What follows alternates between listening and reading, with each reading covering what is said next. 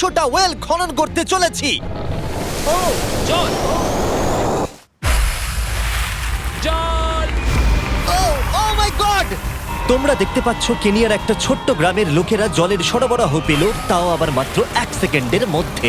একটা হয়ে গেছে, আরো 99টা ওয়েল খনন করা বাকি আছে। তোমাদের এই ভিডিওটা দারুণ লাগবে। এই 100টা ওয়েল মিলিয়ে 500,000-এরও বেশি মানুষকে পরিষ্কার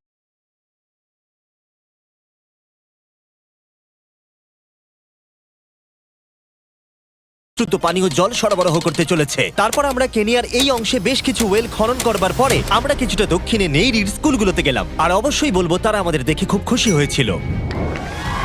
তোমরা সবাই কেমন আছো? আমি এতটা আশাই করিনি। সবাইকে স্বাগত জানানোর জন্য ধন্যবাদ। আমি বুঝতে পারছি না কি করে রিঅ্যাক্ট করব। তোমাদের সকলকে ধন্যবাদ জানাই। আমরা আসার জন্য এই গ্রামে একটা ওয়েলকাম সেরিমনি হয়ে গেল, আর নোলান তার মধ্যে অংশ নিয়ে নিল।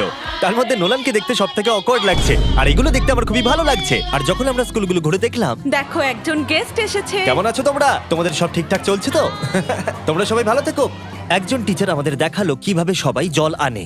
সেটা এই নদীটা থেকে, যার জল খাবার একদমই উপযুক্ত নয়। এখান থেকেই ছাত্রছাত্রীরা জল খায়। হ্যাঁ এটা তো পাগলামি। হ্যাঁ, আপনি জানেন স্টুডেন্টদের ডায়রিয়া, টাইফয়েড, নানা রকম ইনফেকশন হতে থাকে, কারণ আমরা এই জল ব্যবহার করে থাকি। তাই আমরা ওদের যতটা সম্ভব চেষ্টা করি যত্নে রাখার, কিন্তু আপনারা দেখতেই পাচ্ছেন যে কি অবস্থা। কিন্তু জীবনে বাঁচার জন্য জল তো লাগেই।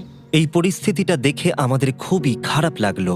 এই অস্বাস্থ্যকর জল খাওয়ার ফলে বাচ্চাদের জীবন ঝুঁকিপূর্ণ হয়ে যায় এবং কখনো কখনো সংক্ষিপ্ত হয়ে পড়ে। কিন্তু অন্তত এই গ্রামের জন্য আমরা এই পরিস্থিতিটাকে বদলাতে চলেছি। आज का लाइफ हैक, बिना पैसे ऐड किए स्टॉक खरीदो, स्टॉक्स प्लेज करो, मार्जिन मिल जाएगा। बाकी বলেছি, আমার মনে হয় না এটা আমার মাথায় ফিট হবে। আমার মাথাটা অনেক বড়। দেখা যাক আমরা জল খুঁজে পাই কিনা। ও ও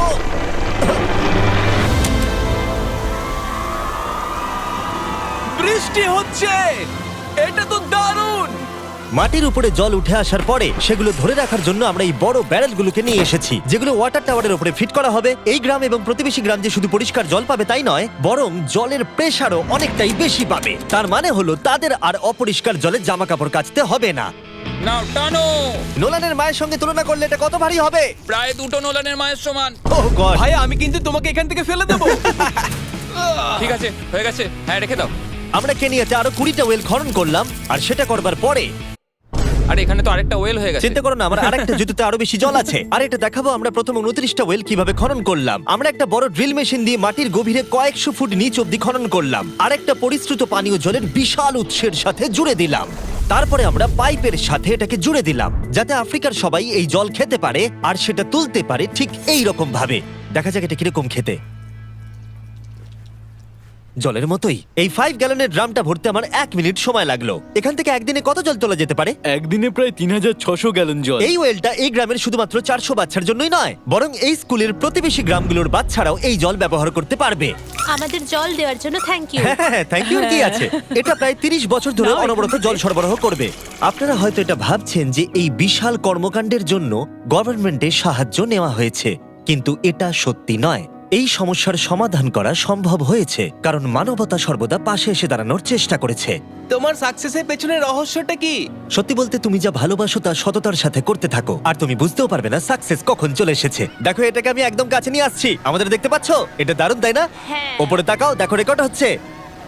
ঠিক আছে, আমি এটাকে আরো কাছে আনছি। এই দেখো।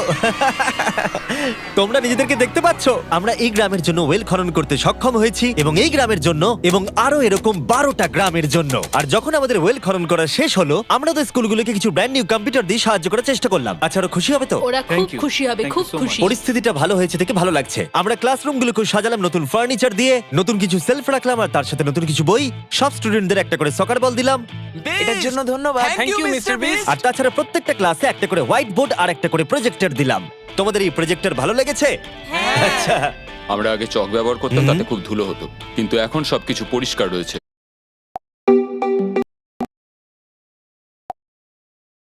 আমরা অনেক ধন্যবাদ জানাচ্ছি। কোনো সমস্যা নেই, আমরা খুব কমই করতে পেরেছি। তারপরে যখন আমরা 45 নম্বর ওয়েলটা খনন করবার জন্য সাইটে গেলাম, তখন আমরা বুঝলাম পরিস্থিতিটা আরো কঠিন। যখনই তাদের জলের দরকার পড়ে, তাদের জঙ্গলের মধ্য দিয়ে কয়েক মাইল যেতে হয়, আর তারপরে আরো কয়েক মাইল যেতে হয়, আর এই যাত্রাটা একটা বিশাল পাহাড়ের মধ্য দিয়ে হয়। আমি খুব সকালে ঘুম থেকে উঠে পড়ি ওই 4টে নাগাদ, কারণ তাড়াতাড়ি আমি যাতে স্কুলে জল নিয়ে আসতে পারি। এখান থেকে এইভাবে জল নিয়ে যাওয়া একেবারেই সেফ নয়। এই জায়গাটা খুব স্লিপারি, পড়ে যাওয়ার চান্স আছে। তাই যখন আমরা ওয়েল খনন করছিলাম, ওরা আমাদের দেখালো যে ওরা কিভাবে জল নিয়ে আসে। তোমাদের এই যাত্রাটা দিনে কতবার করে করতে হয়? দিনে 2 বার। দিনে 2 বার করে? ওরে বাপরে, তাহলে স্টুডেন্টরা এই জিনিসগুলো নেয়? ও গড, 200 জন স্টুডেন্ট রোজ এটা করে। ভাবো এটা কতটা কঠিন। এটা খুবই কঠিন। ওরে বাপরে, বাপরে, এই রাস্তাটা তো খুবই খাড়া। বাপরে, এই পাহাড়ি রাস্তা যেন শেষই হচ্ছে আর না। এটা আমাদের রোজ করতে হয়। আমরা দেখে অবাক হচ্ছিলাম যে এই যাত্রাটা কতটা কঠিন, আর এই মানুষগুলোকে রোজ এইটা করতে হয় অল্প একটু জলের জন্য। যদিও এই জলটা পানের পক্ষে উপযুক্ত নয়। তোমরা সাধারণত এখান থেকে জল ভরো, হ্যাঁ। আর জল ভরার পরে এই জাগগুলোর ওয়েট হয় প্রায় 40 পাউন্ড, যেগুলো এই বাচ্চাগুলোর পক্ষে বয়ে নিয়ে যাওয়ার জন্য অনেকটাই বেশি। মহিলারা এইগুলো দুটো করে নিয়ে যায়। ও, তাহলে আমি ওটা চেষ্টা করে দেখব। আর যেই জাগগুলো ভর্তি হয়ে গেল, আমাদের আবার ফিরে আসার সময় হয়ে গেল। তাড়াতাড়ি করো, চলো। আরে এ তো দেখছি একটু ঘামেনি। না না, আমি করব। আর তারপরে কয়েক ঘন্টা কেটে গেল এই অস্বাস্থ্যকর জলগুলো নিয়ে আসতে। আর নতুন ওয়েলটা হলো তাদের স্কুল থেকে মাত্র 10 ফিট দূরত্বে। তাহলে এরা এখন এখানেই জল ভরতে পারবে। আমি খুবই ক্লান্ত। আর তারপরে আমরা পরের গ্রামে গেলাম, যেখানে আমরা 46তম ওয়েল খনন করব। কিন্তু সেখানে আমরা সমস্যার মুখে পড়লাম। আমরা দেখতে পেলাম এই গ্রামটা 2 ভাগে বিভক্ত এই বিশাল ভয়ঙ্কর নদীটা দ্বারা। এর জল এখন বেশি মনে হচ্ছে না, কিন্তু যখন বর্ষাকাল আসে তখন জল তীব্র গতিতে আসে আর এই ব্রিজটাকে ভাসিয়ে নিয়ে যায়। আর এই ব্রিজটা এত গুরুত্বপূর্ণ কারণ গ্রামের লোকজন এই দিকে বাস করে, আর হসপিটাল বা স্কুল হলো এই দিকে। তাই তাদের অনেকবার দিনের মধ্যে এই ব্রিজটাকে ক্রস করতে হয়। এই ব্রিজটা ভয়ঙ্কর হওয়া সত্ত্বেও এটাই তাদের একমাত্র এই অবলম্বন। নদীর যখন জল বেড়ে যায়, তখন এখানকার মানুষ, শিক্ষার্থী এবং পশু পাখিকেও ভাসিয়ে নিয়ে যেতে পারে। এর আগে আমরা এই নদীটা পার করতে গিয়ে 3 জনকে হারিয়েছি। এই প্রাণ চলে যাওয়া অপূরণীয় ক্ষতি, এবং তা কখনোই মেনে নেওয়া যায় না। আমরা যেই এটা শুনলাম, আমরা সিদ্ধান্ত নিলাম আমরা সাহায্য করব। সুতরাং যখন এখানে নতুন ব্রিজ তৈরির কাজ শুরু হলো, যেটা তাদের ওয়েলের কাছে নিয়ে যাবে, তখন আমরা 2000 মাইল পেরিয়ে চলে গেলাম কেনিয়া থেকে জিম্বাবুয়ের উদ্দেশ্যে। আমরা আফ্রিকাতে 1 সপ্তাহেরও বেশি রয়েছি, এবং আমাদের আরো ওয়েল খনন করতে হবে। তোমার গাড়ি গন্ধ বেরোচ্ছে। এটা অদ্ভুত, কিন্তু আজকে আমি স্নান করেছি। Wow! ঠিক আছে, আমাকে শেষ করতে দিলে আমি হাত দুটো নামিয়ে নেবো। তোমরা কি আমাকে বাকি ওয়েলগুলো খনন করতে সাহায্য করবে? ঠিক আছে। হ্যাঁ।